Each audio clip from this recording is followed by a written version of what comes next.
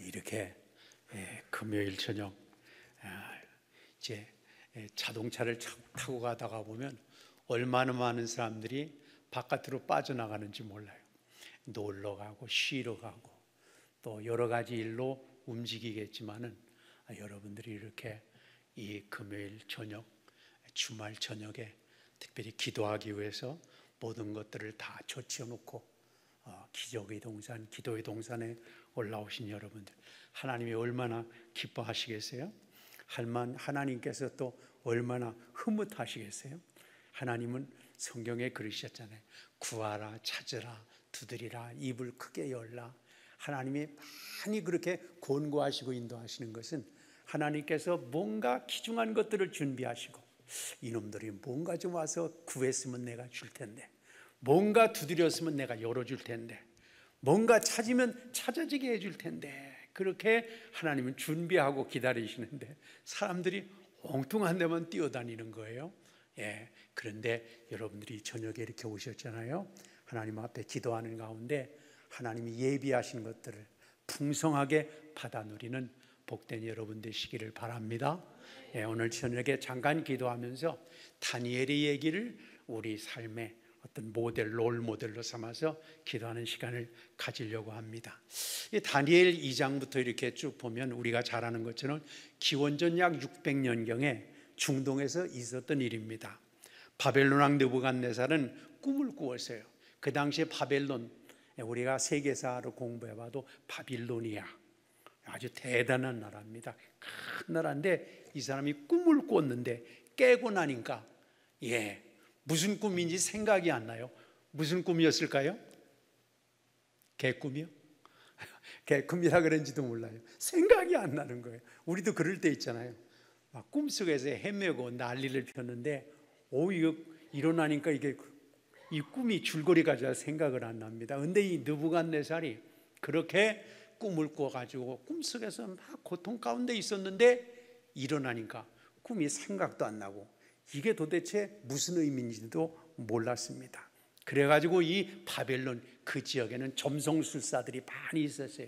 지혜자들, 점쟁이들, 점성술사들, 이런 사람들이 있어서 이 점을 치고 막 해석을 하고 이랬거든요. 그래서 이제 그 왕이 대단한 제국의 왕이었으니까 거기에는 많은 지혜자들, 점성술사들을 데려다가 내 꿈을 알아내서 해석을 해봐, 이렇게 지시를 하게 되었습니다. 근데 거기 나와 있는 이 술사들, 점성술사들은 참 막연했습니다. 이 꿈이라는 거가 한번 딱 꾸면 여기에다가 딱 무슨 우리가 녹화되는 것 같이 녹화되는 것도 아니고 한번 지나가고 끝나는 거 아니겠습니까? 자기도 모르는 꿈을 알아내라고 하니까 정말 이 술사들이, 점성술사들이 막막했습니다. 답답했습니다. 세상에 그런 일은 경험한 적이 없었습니다. 근데 우리가 아는 것처럼 저 유대에서 포로로 잡혀온, 종으로, 노예로 잡혀온 다니엘이 등장합니다. 그는 이 세 친구들과 함께 열심히 기도에 매달리게 되죠. 하나님, 모든 것들을 주관하시고 인도하시는 주인 되신 하나님, 일이 어떻게 된 겁니까? 하고 간절히 기도하는데 19절에 마침내 다니엘에게 은밀한 밤에 환상이 보이게 됐어요. 은밀한 밤의 환상으로 보이게 됩니다. 근데 거기에 큰 신상이 나타나게 된 거죠. 그러면서 동시에 해석, 그 꿈에 대한 의미까지도 깨닫게 됐습니다. 알게 됐습니다.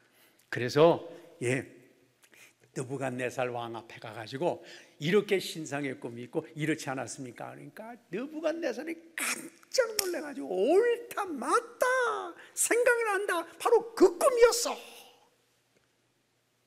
이 느부갓네살 왕은요, 이 다니엘이 자기도 잃어버린 꿈을 다니엘이 알아내니까 너무너무 감동이 되고 신기하고 정말 어떻게 할 수 없는 상황이 벌어졌습니다. 너무나도 신통방통했습니다. 그 의미까지도 가르쳐주는 것에 대해서 이 느부갓네살이 너무 감동을 했습니다. 그래서 다니엘 2장 46절에 가보면 이렇게 나옵니다. 이에 느부갓네살 왕이 엎드려 다니엘에게 절을 했다. 원 세상에 이거 생각할 수 없는 일입니다. 그 당시에 이 바벨론 제국의 왕은 신의 대리자나 마찬가지입니다. 절대자였습니다. 그 앞에서 어느 누구도 고개도 못 들 수 있는 그런 아주 대단한 왕이었습니다. 그런데 그 왕이 넙죽 일어나가지고 종으로 팔려온 다니엘, 노예 신분의 다니엘에게 절을 답죽하게 되었습니다. 천지가 개벽할 일들이 벌어지게 되었습니다. 48절에 이어집니다. 왕이 이에 다니엘을 높여 귀한 선물을 많이 주며 세워 바벨론 온 도를 다스리게 하고 바벨론 모든 박사의 어른으로 삼게 되었다. 지금까지는 다니엘은 종이었습니다. 노예였습니다. 물건이고 짐승만도 못한 그런 어떤 기계적인 역할을 하는 그런 사람이었는데 갑자기 신분이 상승돼 가지고 이 나라를 통치하는 가장 요직에 앉는 기적의 기회를 갖게 되었습니다.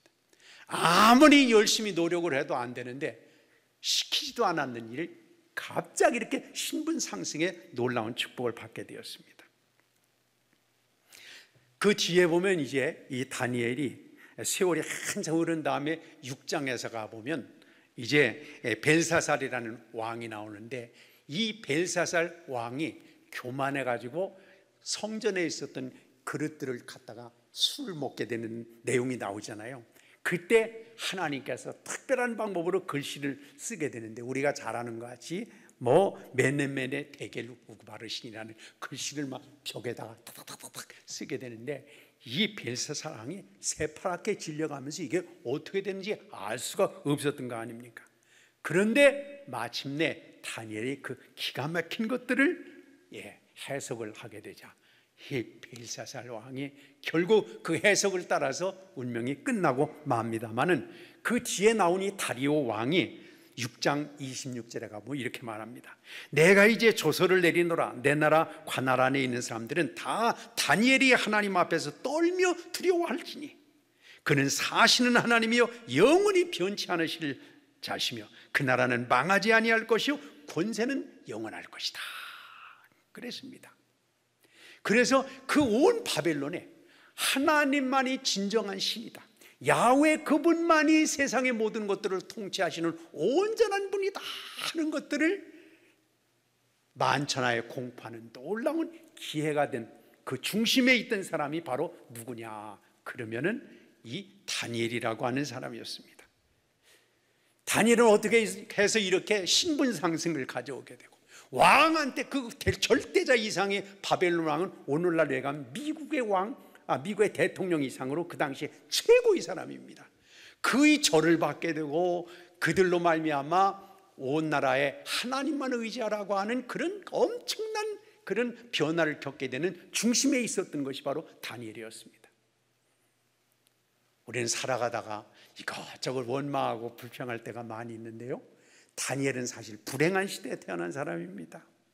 유다의 귀족이었지만 그는 나라가 멸망하는 그런 때에 살았습니다. 그래서 여호야김 왕 때인 기원전 600년경에 나라가 바벨론에 멸망하면서 코가 뛰어가지고 비참하게 노예로 바벨론으로 끌려가는 상황에 부딪히게 됐습니다. 나라만 든든하게 세워졌으면, 나라만 괜찮았으면 이 다니엘은 대단한 지위를 얻고 또 대단한 위치에서 아주 그저 쉽게 살아갈 수 있는 그런 사람이었습니다. 그런데도 불구하고 시대를 잘못 태어나서 나라를 잘못 태어나가지고 이 다니엘은 노예가 되고 종이 되고 그저 인간 기계로서 바벨론에 끌려가는 그런 일들을 겪게 되었습니다. 우리도 살아가면서 그런 생각을 해요. 내가 미국에만 태어났다면 정말 괜찮았을 텐데. 그래서 많은 사람들이 자식을 태어날 때는 미국 시민권을 얻게 해줘야 되겠다. 그래서 원종 출산도 하게 되고 그러잖아요. 어떤 때는 내가 정말 좋은 지역에만 태어났다고 한다면 나도 한 몫을 할 텐데, 좋은 부모 밑에만 내가 태어났다고 한다면 나도 정말 세상을 활보하고 난리를 칠 텐데, 그런 생각을 가질 때가 있는 게 사실입니다. 그러나 우리 중에 어떤 사람보다도 다니엘은 가장 흙수저였습니다. 가장 비극적인 인생이 바닥에 있었습니다. 인간 기계와 같은 노예적인 현상에 있었습니다. 그럼에도 불구하고 이 다니엘은 그가 놀라운 능력의 삶을 살았습니다. 은혜의 삶을, 축복의 삶을 살았습니다. 왜 그랬을까? 한 가지였습니다. 하나님이 지원을 받았기 때문입니다. 하나님이 지원을 받으면 삶이 바꿔집니다. 하나님이 주신 놀라운 은혜의 역사를 이룹니다. 그래서 주님께서 우리를 부르시면서도 주님의 관심은 어떻게 하면 내가 이 인간들을 도와줄까? 어떻게 하면 내가 이 인간들에게 힘이 됐을까? 그거를 주님은 관심 갖고 늘 보십니다. 얼마 몇 년 전에도요, 동해안에 산불이 많이 나가지고 난리를 났었잖아요. 그래서 사람들이 헬리콥터를 수십 대 동원하고 사람들을 불 끄는하고 얼마나 난리 폈는지 몰라요. 그래도 불은 자꾸 바람을 타고 확 날려갔는데 하루 저녁에 불이 완전히 꺼졌습니다. 누가 껐을까요? 예, 벌써 답을 알고 계시네요. 그날 저녁에 비가 한번 쫙 오니까 깨끗이 꺼졌습니다. 사람 100명, 200명, 1000명 하는 것보다 하나님이 지원을 받으면 순식간에 문제가 해결됩니다. 그래서 어떻게 하면 이 세상의 모든 것들을 하나님께서 갖고 가실까? 그것에 관심인 것 같아요. 그래서 저는 성경을 볼 때마다 예수님의 12제자를 이렇게 봅니다. 여러분, 예수님께서 12제자를 뽑으셨는데 이력서 받고 뽑으셨을까요? 그 이력서를 스펙을 한번 보세요. 저는 늘 그런 생각을 해봐요.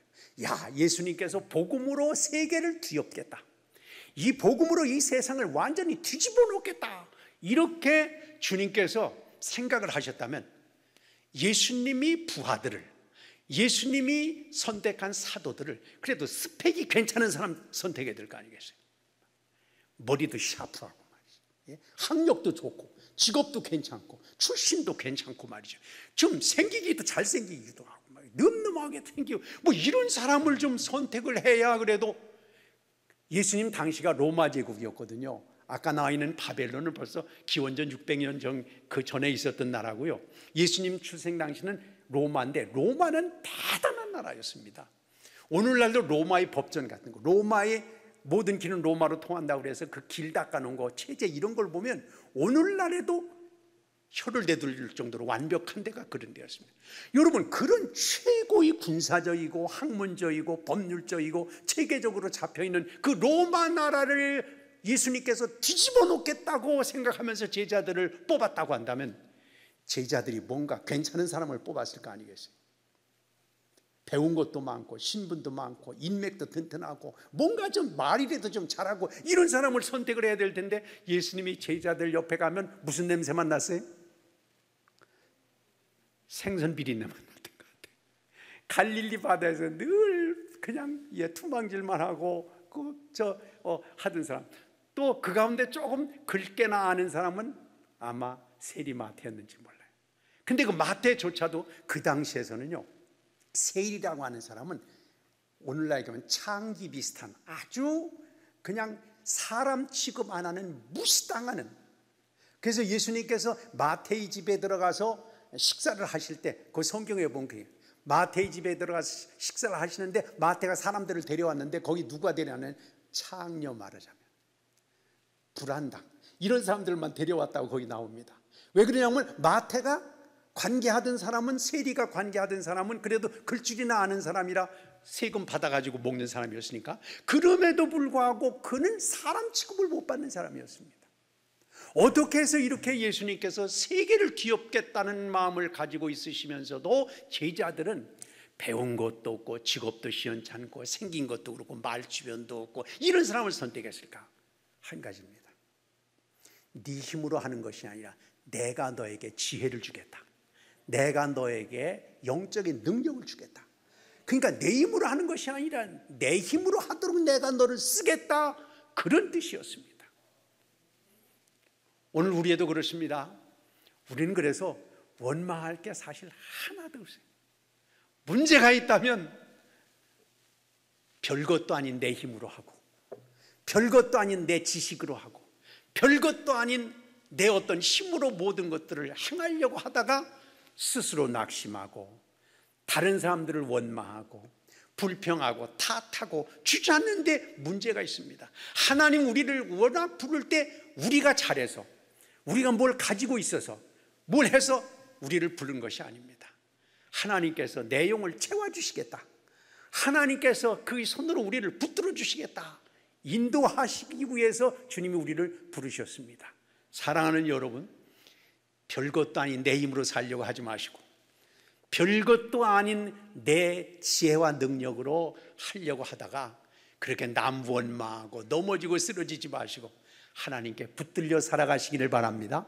하나님께서 주시는 지혜를 받아서 분별하고 하나님 주시는 힘을 받아서 역사하시기를 바랍니다.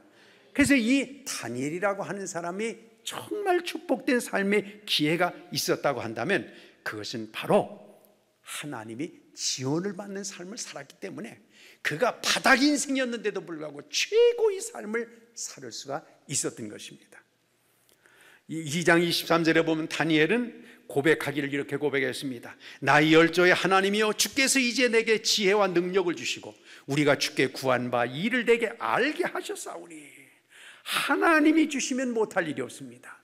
그러니까 이 느부갓네살은 자기가 꾸고도 자기가 잃어버린 것을 오히려 다니엘이 찾아줬습니다. 다니엘이 해석해주고 다니엘이 그 모든 길을 인도해 주셨습니다. 사랑하는 여러분, 하나님께서는 사람을 쭉 찾고 계시는 것 같아요. 그래서 가령 이 사도행전 10장에 보면요, 하나님께서 여기저기 누가 기도하나 그걸 찾으셨어요. 찾으시다가 눈이 어디로 갔느냐 그러면 그 당시에 예수님 그 초대교회 당시에 최고의 도시는 예루살렘입니다. 최고의 도시는 예루살렘. 예루살렘을 하나님께서 여기저기 보시다가 이것도 보니까 시원찮고 저것도 보니까 시원찮고 하다가 예루살렘 가지고 안 되겠어요? 그래서 쭉 가이사랴라고 하는 것을 이제 내려가셨어요. 항구 도시로 가서 딱 보니까 한 사람이 딱 눈에 띄었습니다. 사도행전 10장에 누가 눈에 띄었을까요? 고시가 눈에 띄었습니다. 누구죠? 고넬료가 눈에 띄었습니다. 이 로마의 백부장이었던 이 고넬료였지만은 자기 황제를 주라고 불러야만 하는 그 사람이었지만은 그럼에도 불구하고 열심히 기도하고 하나님 앞에 충성하게 될 때 하나님이 눈에 탁 들어오게 됐습니다. 그래서 사도 베드로를 그렇게 보내고 그가 하나님을 만나고 놀라운 역사를 이루지 않습니까?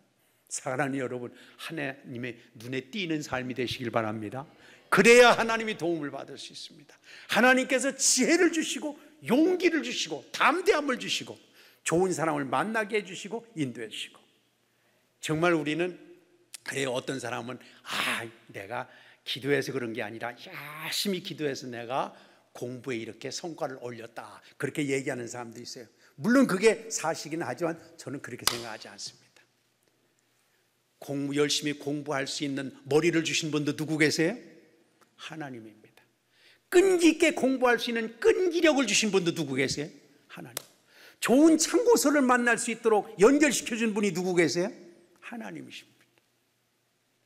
하나님이 지원을 받으면 나무 막대기 같은 것도 마침내 모세의 손에 들리게 되니까 홍해를 가르고 또 물을 뿜어내는 능력이 그런 집행이 된 것 같이 우리도 하나님의 지원을 받는, 하나님의 붙들려서 살아가는 우리 모두가 되시기를 바랍니다. 자, 다시 한번 생각해 보세요. 이 다니엘을 다시 돌아갑니다. 다니엘이 위기를 당했는데 그 당시에 이 다리오 왕은요, 이 120명의 방백을 세우고 그 위에 3명의 총리를 세워가지고 나라를 다스렸습니다. 이 다니엘이 이렇게 정말 꿈을 해석하고 또 뿐만 아니라 글자를 해석한다는 얘기를 듣고 나서는 정말 다리오 왕이 이 다니엘을 총리로 세워가지고 3명 중에 하나 중요한 자리를 세워서 나라를 이끌어 나가야 되겠다 그랬는데, 이 다니엘이 말이죠, 얼마나 지혜로운지 그가 하는 것마다 정말 완벽하게 모든 것들을 해내니까 옆에 있는 다른 총리와 다른 사람들이 시기가 발동을 해가지고 이거 어떻게 하면 저 다니엘을 좀 제거하고 우리 마음대로 이 나라를 이끌어갈 수 있겠는가 하면서 이제 모의를 하게 됐습니다. 그래서 우리가 잘 아는 것처럼 왕에게 가가지고 이 다니엘을 미워하는 사람들이 작전을 폈습니다. 왕이시여, 이 나라의 어떤 많은 다른 신들에게 절하는 걸 다 스톱하고 왕에게만 오직 다리오 왕에게만 절하고 경배하고 참배하고 이렇게 한다고 한다면 나라가 온전히 하나로 묶어지지 않겠습니까? 국론이 통일되고 잘 되지 않겠습니까? 이 말을 다리오 왕한테 하니까 다리오 왕이 흐뭇했습니다. 그거 그럴만하지. 그래서 만약에 앞으로 30일 동안에 왕위에 다른 곳에 절을 한다든가 다른 곳에 뭐 제사를 한다든가 이러는 놈은 당장 붙들어 가지고 사자골 속에 집어넣자고 하는 법을 만들게 되었습니다. 그런데 이거는 다른 게 아니라 바로 하나님 앞에 기도하는 이 다니엘을 잡기 위한 작전에 불과했습니다. 근데 이 다리오 왕이 뭐가 뭔지를 모르고 도장을 찍고 말았습니다. 이 다니엘은 죽느냐 사느냐의 위기에 부딪혔습니다. 자, 우리가 하나님을 믿으면요, 하나님께서 좋은 것을 해주십니다. 축복을 해주시고 은혜를 주시고. 근데 그게 늘 그러면 이게 너무도 좋은데 가다가 푹 주저앉는 때가 있습니다. 가다가 더 큰 위기를 당할 때가 있습니다. 예수님의 제자들도 마찬가지였습니다. 베드로도 처음에 예수님 말씀을 듣고 그물을 깊은 데 던져가지고 고기가 엄청나게 잡히게 되니까 베드로가 예수님만 믿으면, 예수님 곁에 있으면 안 되는 게 없구나, 이제는 세상이 내 거구나 생각하면서 막 활개쳤는데 가다가 마침내 넘어지고 쓰러지고 예수님을 3번씩이나 부인한 다음에 대성통곡하고 난리를 폈습니다. 그러고 나서 그가 성령의 충만함을 받고 새로운 길을 걸어가게 되었습니다. 이 다니엘도 마찬가지였습니다. 위기 가운데서 잘 돼서 왕의 꿈을 해석하고 글씨를 해설하면서 잘 나갔는데 거기서 끝났으면 얼마나 좋겠습니까? 그런데도 불구하고 다시 한번 나락으로 떨어집니다. 그럴 때 되면 우리는 낙심하고 좌절하게 되는데, 그러나 하나님께서 선택하신 백성에게 있어서는 하나님은 보고 계시면서 그걸 통해서 또 전화위복으로 바꿔주셨습니다. 어떻게 해요? 하나님께서 다니엘을 지원해서 이전보다 더 크게 해주셨습니다. 근데 어떻게 해서 그러면 하나님께서 이 다니엘을 그렇게 챙겨주시고 그렇게 하나님께서 그를 다 돌봐주셔서 그 어려움을 늘 전화위복으로 바꿔주셨을까? 이게 우리 관심 아니겠습니까? 하나님, 저도 처음에 예수님 믿을 때 잘 나갔는데 요새 죽을 쓰고 있습니다. 저 처음에 기도할 때는 하나님 응답해 주시는 것 같았는데 요즘에는 기도해도 하나님이 저 멀리 계신 것 같습니다. 요즘에는 왜 그렇게 나를 갈구는 사람이 많은지 너무너무 힘듭니다. 여러분, 아마 그런 분이 혹 있을지 모르겠습니다. 다니엘처럼 하나님이 지원을 받아서 넘어졌던 곳에서 다시 일어나서 이번에는 걸어가는 것이 아니라 뛰어가고 날아갈 수 있는 하나님의 축복을 경험하게 되시기를 축원합니다. 그럼 다윗을, 이 다니엘을 하나님께서 어떻게 주목하셔서 지원해 주셨을까? 오늘 성경에 3가지로 간단히 생각하면서 기도하려고 합니다. 첫째는 이 다니엘은 하나님을 주인으로 모셨습니다. 하나님을 주인으로 모셨습니다. 자, 우리가요 다니엘처럼 이렇게 오해를 받아가지고 이제는 정말 올가미에 꽉 이렇게 갇힐 상황이 벌어졌다고 한다면 여러분 같으면 어떻게 이 문제를 해결해 나가겠습니까? 저 같았으면 막 그랬을지 몰라요. 방백들과 다른 총리들을 우선 찾아가가지고 오해를 풀어요. 여러분, 나는 여러분의 적이 아닙니다. 예? 여러분 출세에 절대로 나는 지장을 주지 않습니다. 난 임기만 끝나고 금방 그만둘 것입니다. 그런데 만약에 이 건을 계속해서 물고 늘어져서 나를 주저앉히려고 한다면 나도 그냥 안 죽습니다. 나도 혼자 안 죽어요. 당신들도 온전치 못할 것입니다. 나 가만히 안 있을 것입니다. 그러면서 저 같아서도 아마 이렇게 올가미를 걸려고 하는 다른 방백들과 총리들을 찾아가서 부탁도 해보고 거래도 해보고 얼러도 보기도 하고 그렇게 뭐 할 거 아니겠습니까? 우선 문제를 해결하려고 말이죠. 뭐 어떻게 조치를 취해야 될 거 아니겠습니까? 그것도 안 되면 그 다음에는 왕을 찾아갈 것입니다. 왕에게 가서 폐하, 이 법은 말도 안 되는 것입니다. 제가 이 나라를 위해서 바벨론 시대부터 파사에 이르기까지 제가 한 일을 왕 다 아시지 않습니까? 제가 잘못된 일을 한 것입니까? 이건 저를 완전히 올가미에 매기 위해서 낳은 사람 죽이려고 만든 법입니다 하면서 왕을 깨우쳐주고 왕에게 알려주고 왕에게 바른 것을 볼 수 있도록 가서 얘기를 할 것입니다. 이 법이 시행된다면 이제까지 제가 나라를 위해서 큰 역할을 했는데 그 역할이 없어지면서 이 나라도 위기에 처하게 될 것입니다. 법을 철회하도록 하는 것이 왕도 그렇고 이 나라를 위해서 얼마나 좋겠습니까 하고 법 개정을 부탁할 것입니다. 왕이여, 이건 잘못된 법입니다. 그런데요, 다니엘은 어떤 면에서는 또 하나님 앞에서도 참 서운했을 것 같아요. 하나님, 제가 죽을 둥 살 둥 말 그렇게 하면서 열심히 기도해서 여기까지 올라갔는데 지금 다시 올가미에 지금 갇혔습니다. 하나님, 그냥 보고만 계십니까?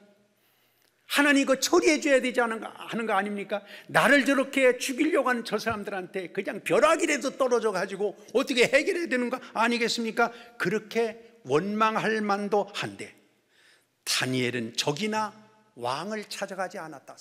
오늘 성경에 보니까 자기 집으로 돌아갔다고 그랬습니다. 왜 집으로 돌아갔을까요?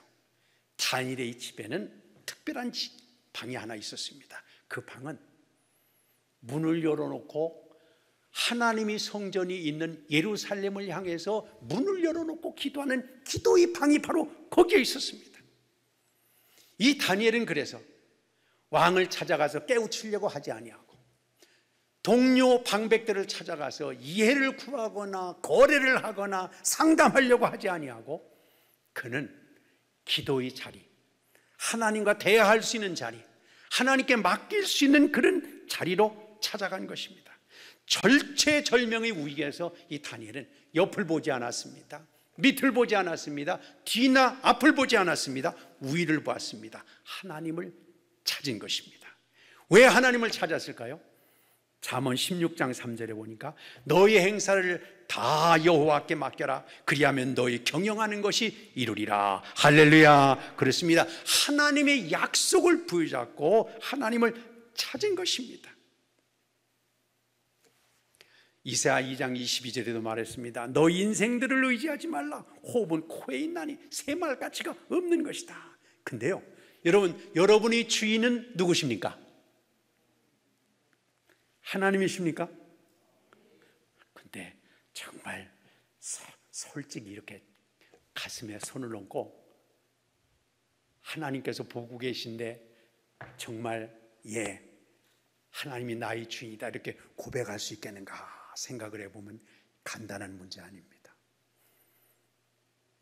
네가 정말 내 거냐? 그렇게 내가 필요하다고 하면 불구덩이에 던진다고 하더라도 너는 갈 수 있냐? 어떤 것을 내가 내놓으라고 한다고 하더라도 너는 내놓을 수 있냐? 진짜 네가 내 거냐? 이렇게 물어보신다면 저 자신 못하겠어요.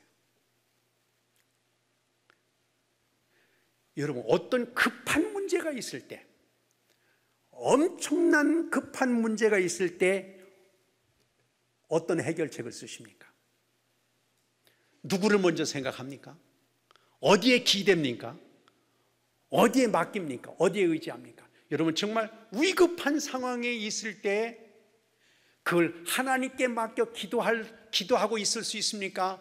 아니면은 정말 기도는 다음이고 우선 119 불러가지고 뛰어가면서 다른 일을 하고 나서 그 다음에 우리가 신앙적인 것을 찾게 될 건지 여러분 한번 생각을 해보시길 바랍니다. 저는 가끔 그런 경우에 참 이상한 사람들은 하나님을 주인으로 모시고 있지 않은 것 같아요. 얼마 전에도 저 어디서 보니까 사람이 죽었는데 깨어날 거다 생각하고 하나님이 살려주신다 생각하고 그 시신을 그냥 집안에다가 몇 달을 뒀다는 거예요. 여러분, 우리가 그렇게 할 수 있습니까? 보통이 상식적으로 우리가 생각할 때. 근데 정말 이게 또 오히려 이상하게 돌아간 사람은 하나님을 의지하는데 우리는 하나님을 의지해도 계산적으로 의지합니다. 저는 지금도 저도 아마 거기서 벗어날 수 없을 것 같아요. 옛날에 제가 신학생 때 어느 교회를 처음 갔는데 거기 서 있는 사람이 이렇게 비가 지금도 눈에서 비가 오는데 그 처마 밑에 서 있어요. 참 안 됐어. 왜 그러냐 그랬더니 그 사람이 말이야 흑달에 걸려 죽었는데 황달에만 걸렸어도 하나님이 살려주셨을 거야. 근데 흑달은 안 돼. 그러니까 뭐 황달이 심해지면 흑달이 되나 봐요. 그게. 그런데 그 양반이 그러는 거예요. 황달만 걸렸어도 하나님이 살려주셨을 거야. 살릴 수 있을 거야. 근데 흑달은 안 돼, 하나님도. 여러분, 정말 우리가 하나님을 믿고 의지하면서도 저부터도 기도 제목을 내놓으려면 교회에다 기도 제목을 내놓으면 계산을 먼저 해봅니다. 이게 가능한 거냐 안 가능한 거냐, 이게 이래가지고 누구한테 상처가 되겠느냐, 이게 무해가지고 하겠느냐, 이렇게 계산을 먼저 해보고 기도 제목을 내놓거나 교회 계획을 할 때가 많았던 게 현실입니다. 사실 누가 상처를 받든지 말든지, 이게 불가능한 것인지 아니든지 간에 하나님께서 원하시는 뜻이고 하나님께서 이게 필요한 것이라면 내가 믿음으로 그냥 던진다, 이거는 실상 많지 않습니다. 쉽지 않은 그런 상황이에요. 오늘날 마찬가지입니다. 교회에서요, 조금 있으면 연말이 되는데 교회에서 내년도 예산을 세울 때 어떻게 세우는지 모르겠어요. 대개의 교회는 작년에 결산을 얼마 했으니까 내년에는 수입이 얼마 될 거다 해서 그걸 계산을 세우는 경우가 10중 8구는 됩니다. 근데 어떤 경우는 그렇지 않아요. 교회는. 어떤 교회는요, 우리는 그렇게 안 합니다.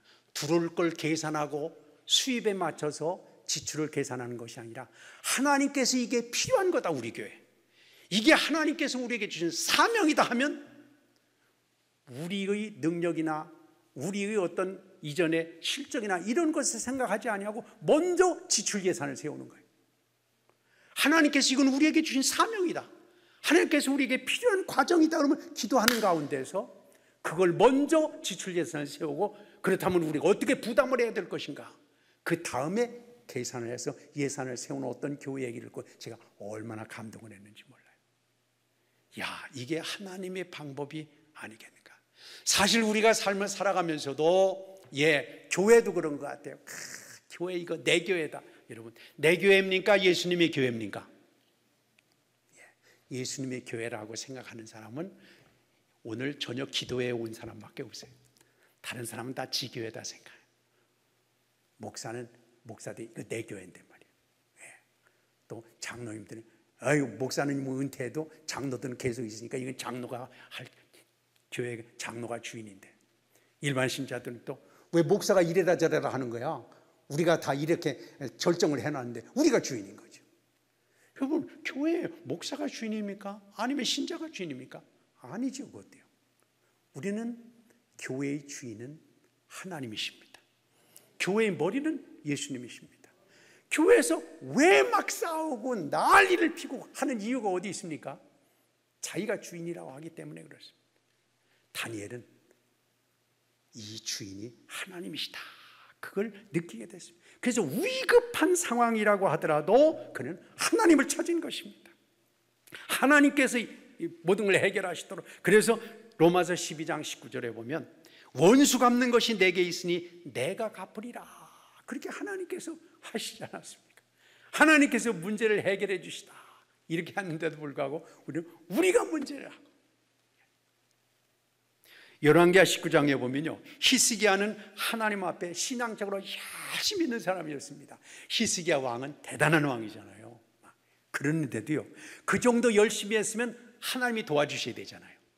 하나님이 적도 막아주시고 또 엉뚱한 말하는 사람도 하나님이 정리해 주시고 잘 해야 되는데 이게 간단한 문제가 아닙니다.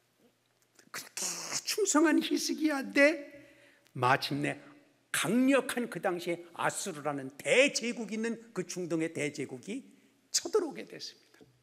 하나님, 제가 이렇게 충성했는데 하나님이 막아주셔야지, 이게 도대체 어떻게 되겠습니까? 이제는 이 이스라엘이 말이죠, 아수르에 멸망당해가지고 다 콧개가지고 노예의 종으로 전락할 위기에 처해졌습니다. 왕으로서 이거 어떡할 수 없는 상황이었습니다. 그럴 때 우리가 아는 것처럼 협박 편지를 들고 이 히스기야는 어디로 갔다고요? 성전으로 갔습니다. 여러분 같으면 성전으로 가겠습니까? 그 당시에? 아마 그렇지 않을 것 같아요. 빨리 지원군을 요청하기 위해서 애굽으로 사람을 보냈다든가, 아니면 또 저 지방에 갔대 어떻게 망명지를 선택한다든가, 어떤 뭔가를 했을 거 아닙니까? 그런데 나라가 지금 완전히 망할 위기에 있는데도 불구하고 이 히스기야는 아수르의 협박 편지를 들고 하나님의 성전에 갔다고 하는 것은 하나님이 역사의 주인이라고 하는 고백을 하는 것입니다. 하나님께서 모든 것들을 다 처리하시고 인도하시고, 하나님이 지금 기도를 들으시고 우리 삶의 역사를 만들어 가신 분이 하나님이시라고 하는 고백을 입으로만 한 것이 아니라 그 삶 전체를 거의 다 드리게 된 것입니다. 삶에서요, 우리가 살아가면서 제일 누구 눈치를 제일 많이 봅니까, 여러분? 한번 생각해 보세요. 누구 눈치를 제일 많이 보세요? 가정에서도 그렇고 또 회사에서도 그렇고 우리가 삶을 살아가면서 누구의 눈치를 제일 많이 보는가? 그 눈치 많이 보는 대상이 바로 주인일 것입니다. 여러분, 여러분에게 주어진 물질을 가장 쓸 때 아낌없이 쓰는 데가 어디입니까? 물질을 그냥 화끈하게 써도 아깝지 않은 대상이 누굽니까? 예? 하나님이요? 나? 예, 아마 그럴 것 같아요. 나도 그렇지만 대개의 사람들은 자식일 것 같아요. 자식한테 주는 건 아깝지 않습니다. 굶어가면서도 줍니다. 못 먹어가면서 자식한테 줍니다. 자식이 주인인 거예요. 그 가정에 맹주 역할을 하는 겁니다. 우리가 정말 하나님 앞에 드릴 때에 아낌없이 드릴 수 있겠는가? 이거 간단한 문제는 아닙니다. 쉽게 얘기할 수 있는 문제가 아닙니다. 그래서 귀신 들린 아들을 둔 아버지가 그랬어요. 예수님께서 믿으면 된다. 그러니까 이 아버지가 믿는 자에겐 능치 못하였다. 그러니까 이 자식을 둔 아버지가 주여 믿습니다. 그 뒤에 또 뭐라고 그랬죠? 그런데 주여 나의 믿음 없는 것을 도와주소서. 믿으면 되는 건 아는데, 나도 믿기는 믿는데 내 믿음이 하나님 앞에 정말 인정받을 수 있는 믿음이냐는 것에 대해서는 자신이 없는 거예요. 주여 내가 믿나이다. 그러나 나의 믿음 없는 것을 도와주시길 바랍니다. 저는 그래서 요즘에 그 기도를 합니다. 주님, 제가 믿습니다. 그러나 저도 저 자신을 자신할 수 없습니다. 주님, 저를 긍휼히 여겨주시고 저를 불쌍히 여겨주시고, 주님 나의 믿음 없는 것을 도와주세요. 여러분, 얼마 전에도 누가 그렇게 동영상을, 요새는 아주 그런 동영상 때문에 막 중동 지역에서 예수님 믿는 것 때문에 그런 것 같아요. 막 참수를 당하고 총에 맞고 이런 동영상이 한동안 있었잖아요.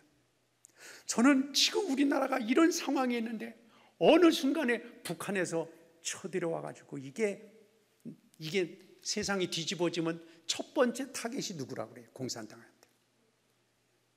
첫 번째 타겟이 예수 믿는 사람입니다. 근데 이상하게도 예수님 믿는 사람 가운데서도 종북좌파가 있다는 건 이해가 안 됩니다. 그런데 어쨌거나 그렇게 만약에 옛날 6.25 때 있잖아요. 수많은 신자들이 참형을 당하고 고생을 했잖아요. 여러분, 그 상황이 벌어져서 권총을 앞에 두고 너 예수님을 선택할 것이냐 아니면은 잠깐 피해갈 것이냐 한다고 한다면, 저는 그래서 주님 제발 제 생전에는 그런 상황이 오지 않게 해주세요.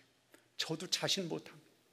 정말 예수님한테 생명이 있고 예수님만이 나의 생명인 것을 압니다. 그러나 그 위기가 다가왔을 때 저도 주체하지 못할 것 같습니다. 하나님 불쌍히 여겨주시고 그런 상황이 오지 아니하도록 하나님께서 지켜주시고 인도해 주시기를 원합니다. 그게 요새 기도할 때가 있습니다. 어떤 경우는 그렇잖아요. 하나님, 앞으로 이제 갈 날이, 저도 그렇잖아요. 나이가 벌써 73인가. 와, 이제 갈 날이 얼마 남지 않았을 텐데, 근데 나이 많이 먹어가지고 치매에 만약에 걸려가지고 엉뚱한 말하다가 가면 이거 어떻게 되겠어요? 내 마음대로 안 되는 거 아니겠어요? 생리적인 현상 때문에 그렇게 되는 거니까. 그래서 하나님, 끝까지 정말 영적으로 성령께서라도 붙잡아 주셔서 하나님을 온전한 주인으로 모시고 마무리하게 해주세요. 또 그런 극한적인 어려운 환경이 우리한테는 다가오지 않도록 하나님 불쌍히 여겨주시고, 제가 믿기는 믿는데 참 믿음이 보잘것없습니다. 성령께서 힘주시고 인도하셔야만 제가 이걸 감당할 수 있고 이걸 끝까지 지켜낼 수 있습니다. 그렇게 기도할 때가 많이 있습니다. 히스기야가 정말 우리 같았으면, 남의 일 같으면 기도하면 되지. 근데 지금 바로 불이 눈앞에 있는데 기도로 해결될 수가 있겠는가? 근데 이 히스기야는 나라의 운명을 구분해야 될 그 위기에 그 편지를 갖고 하나님이 전해갔다. 여러분, 그러니 하나님께서 그냥 놔두시겠습니까? 하나님께서 보고만 계시겠습니까? 하나님께 전적으로 맡기는 사람에게 하나님께서는 전적으로 해결해 주실 줄 믿습니다. 우리는 근데 맡기지를 잘 못하는 것 같아요. 제 예전에 지금 그걸 보면서 그런 생각, 교회에서 성도님들이 이렇게 열심히 교회에서 무슨 일이 있어 봉사하다가 어떤 분들 나 빨리 가봐야 돼요 그러면서 가는 거예요. 왜 가는 거예요? 일하다 말고. 그러니까 옆에 있는 사람, 아이고 우리 집에 가, 학교에서 올 시간인데 점심에 해줘야 돼. 옆에 있는 사람은 똑같은 학년에 있는 애를 가진 집사님인데 안 가요. 아니 거기는 왜 안 간대요? 물어보니까 우리 집에는 지가 와서 다 라면 끓여 먹고 달걀 후라이 해서 먹어. 걱정할 거 없어. 지가 다 해결하니까. 근데 이쪽에는 하도 엄마가 그냥 치마폭에 키워가지고 라면을 끓일 줄 아나, 달걀 후라이를 할 줄 아나, 아무것도 못하니까 엄마가 때만 되면 가서 집에 가서 해줍니다. 여러분, 우리가 그럴 것 같아요. 우리가 믿는다고 하면서 내 마음대로 하고 하나님을 주인으로 한다고 하면서도 늘 내 생각대로 늘 밀고 나가서 일을 처리하는 사람은 하나님께서 네 마음대로 해. 그럼 너 내가 없어도 잘하지. 근데 매사에 하나님의 지시를 받으려고, 하나님의 인도하심을 받으려고, 하나님을 주인으로 인정하고 따라가게 되면 하나님께서 우리 삶에 지원을 해주시고 이끌어 주실 줄 믿습니다. 우리가 어떤 일을 한다고 하더라도 하나님께서 먼저 우리에게 관심을 갖도록 하나님을 온전한 주인으로 모시는, 온전함에 이르지는 못한다고 하더라도 끊임없이, 저는 그렇다고 생각해요. 기독교인이 완전하다고 보지는 않습니다. 그러나 하나는 완전을 향해서 고민하면서 가는 게 기독교인이라고 생각합니다. 그 고민 자체가 없이 그냥 믿는 거거니, 그냥 이건 다 된 거려거니 하고 살아가는 삶에 이게 함정이 있는 것입니다. 끊임없이 고민하면서 주여 나의 믿음 없는 것을 도와주소서, 하나님을 주인으로 모시고 살아가는 우리 모두가 되시기를 바랍니다. 두 번째는 이 다니엘은 기도의 사람이었습니다. 이런 위기에 어떻게 하면 좋겠습니까? 법으로 금지된 30일 동안에, 저 같았으면 그랬을 것 같아요. 30일 동안 앞으로 왕위의 다른 어떤 것에 대해서도 부탁하거나 기도하거나 도와주지 않는다고 한다면 저 같았으면 그랬을 거예요. 알았어, 30일 동안 잠깐 휴가 갔다 오면 될 거 아니야. 30일 동안 잠깐 쉬면 될 거 아니야. 그렇게 생각할 수 있을 것입니다. 그러면서 또 안 되는, 이 다니엘은 기도하는 방이 있었다고 그랬잖아요. 그 방문을 열어놓고 늘 예루살렘을 위해서 기도했는데 저 같았으면 그랬어요. 하나님은 거기도 계시고 여기도 계신데 적들이 주시하고 있는 그 방을 가지 아니하고 지하실에 가서 기도하면 하나님이 들으실까요? 안 들으실까요? 지하실에 가서 기도해도 하나님 들으실 거 아니겠습니까? 또 하나는 문을 열어놓지 않고 문을 닫아놓고 해도 하나님 기도 들으실 거 아닙니까? 그러니까 적들이 눈치채지 못하도록 다른 지하실에 가서 기도하든지, 아니면 방을 바꿔서 기도하든지, 아니면 그 방에서 가서 기도한다 하더라도 방의 방문을 닫아놓고 기도할 수도 있었을 텐데도 불구하고 이 다니엘은 하나님을 온전한 주인으로 모시니까 기도하던 그 방에 가서 지난번처럼 기도하던 대로 문을 열어놓고 하나님 앞에 기도했습니다. 기도는요, 내용도 중요하지만 기도 자체가 하나님께 드리는 고백인 것입니다. 하나님께 드리는 것뿐만 아니라 세상의 사람들을 향해서도 내가 하나님을 이렇게 의지한다고 하는 증거를 보여주는 것입니다. 뭐 드러낸다고 하는 것이 아니라, 뭐 이렇게 자세하는 것이 아니라, 다른 사람들에게 하나님의 살아계심을 증거한다는 고백이 바로 기도의 모습이기도 한 것입니다. 그렇기 때문에 하나님만 아실 테니까 적들에게 책 잡히지 않게 다른 방법으로, 다른 식으로, 다른 때 기도하겠다 하면 되지 않겠느냐, 그렇게 다니엘은 어물쩍 넘어갈 수가 없는 것입니다. 다른 사람에게도 고백이 되는 것입니다. 자기를 뭐 기도한다고 과시하는 게 아닙니다. 나는 얼마 동안 기도한다 이렇게 드러내려고 하는 것이 아닙니다. 하나님 앞에 몸으로까지 고백하는 것이 바로 기도의 자세인 것입니다. 사도행전 16장에 가서 보면요, 바울과 실라가 빌립보에서 전도하다가 오해를 받아가지고 붙잡힙니다. 체포돼가지고 엄청나게 얻어맞고 감옥에 갇히게 됩니다. 근데 옆에서 꼴 좋다, 하나님이 살아계시면 너 구해줄 텐데 말이야, 하나님이 살아계시는데 그렇게 전도하는데도 그렇게 얻어맞게 놔두냐, 너 감옥에 가든 거 그냥 놔두냐, 그러면서 얼마나 비웃었겠습니까? 저 같으면 그래서 어디 가서도요, 기도할 때 그렇게 내놓게 기도하지 못할 때가 많이 있으니까 어물쩍 벌써 기도 끝났습니다. 제가 처음에는요, 예수님 믿고 그랬을 때는 성경책도 그냥 가지고 가는 게 부끄러워가지고 말이죠, 성경책도 노란 봉투에 넣어가지고 끼고 다녔어요. 안 믿는 것 같이 말이죠. 그런데 여기 이 다니엘은 그렇지 않았고, 더군다나 이 사도행전 16장에 나와 있는 바울과 실라는 그렇게 해서 옥에 갇히게 됐는데 기도했는데 뭐라고 성경에 나오느냐 그러면요, 그렇게 나옵니다. 바울과 실라가 한밤중에 기도하고 찬양을 하는데 죄수들이 듣더라 그랬습니다. 여러분, 죄수들이 그 안에서 하나님 인도해 주실 줄 믿습니다 하고 엄청 얻어맞고 착고에 채여서 감옥에 들어가 있는 상황에서 그렇게 기도하면 옆에 있는 죄수들이 뭐라고 그랬어요? 꼴 좋다 임마, 너 하나님이 살아계시다니, 살아계시면 네가 그렇게 하느냐, 그렇게 하면서 얼마나 우습게 보겠습니까? 그런데도 바울과 실라는 들으라고 사람들한테 기도하는 거예요. 하나님의 살아계심을 증거해 주실 걸 믿음으로 받아들인 겁니다.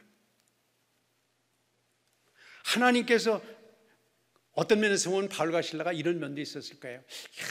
이렇게 하나님이 살아계시다 하면 내가 이렇게 엄청 얻어맞고 옥에 갇히는데 그냥 놔두시나?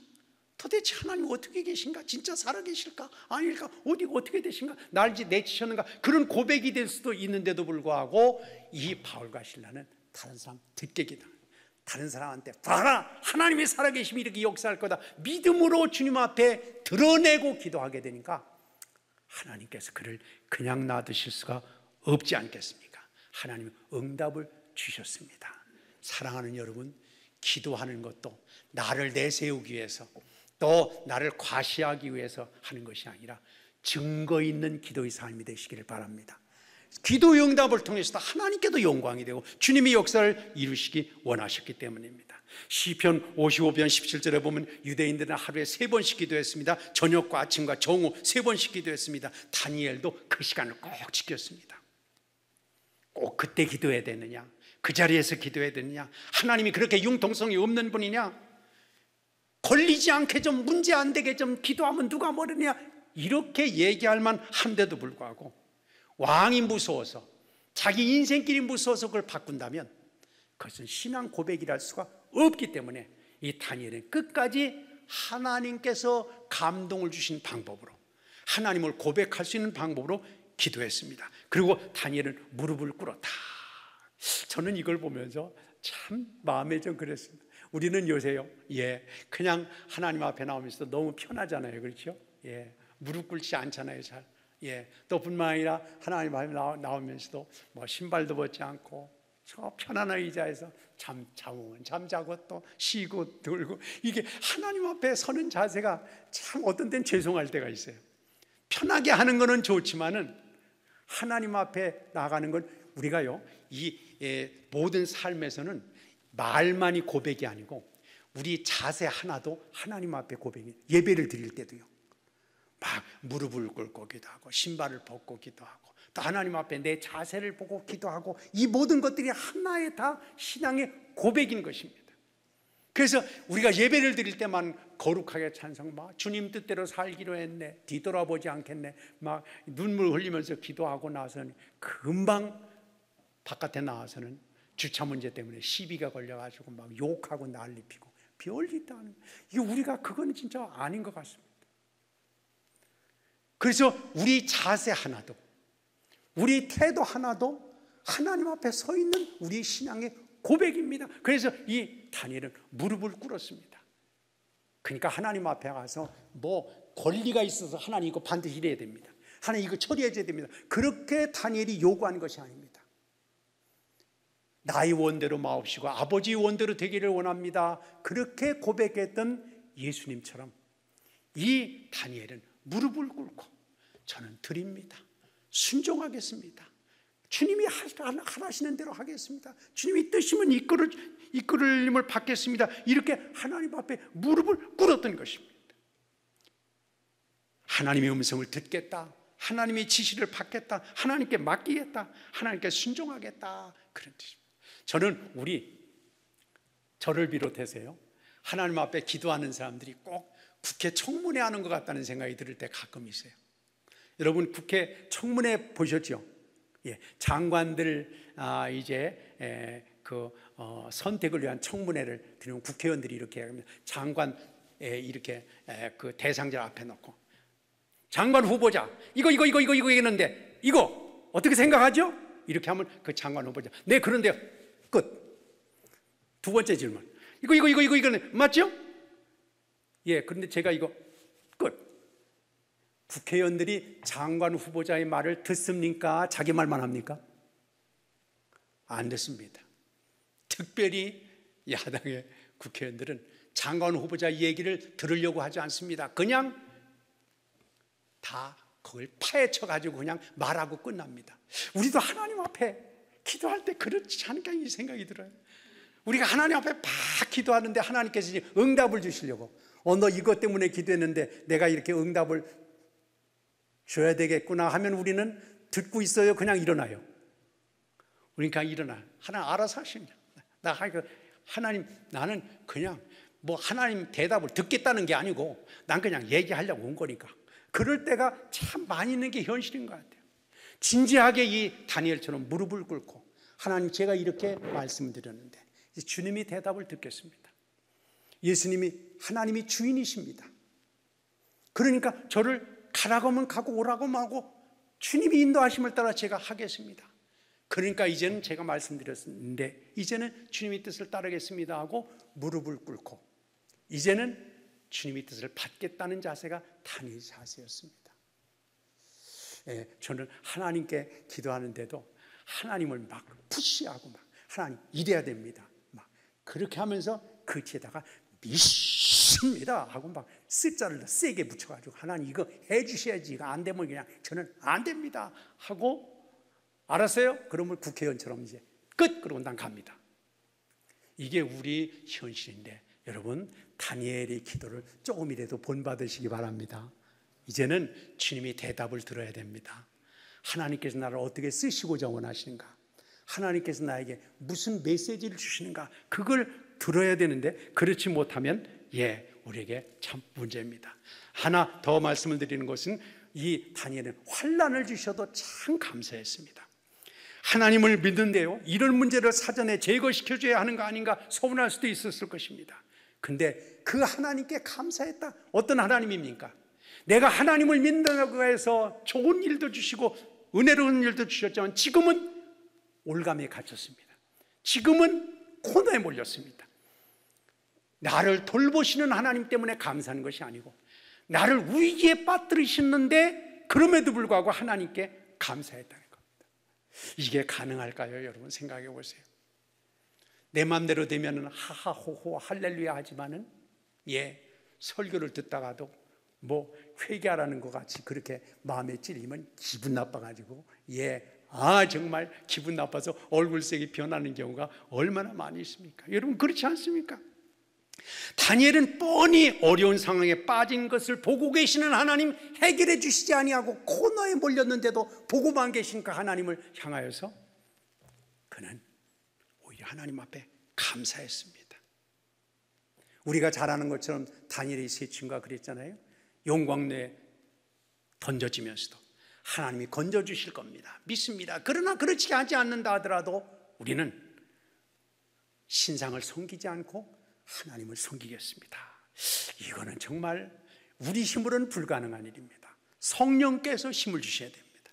주님께서 우리 마음에 감동을 주셔야 됩니다. 그 감동의 믿음을 걸어가게 되시기를 바랍니다.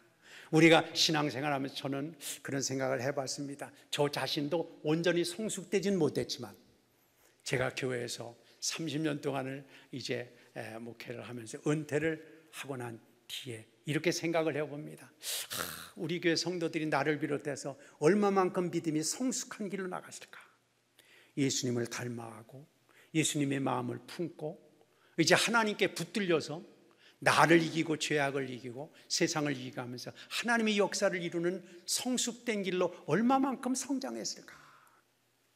근데요, 참 자신 못하겠습니다.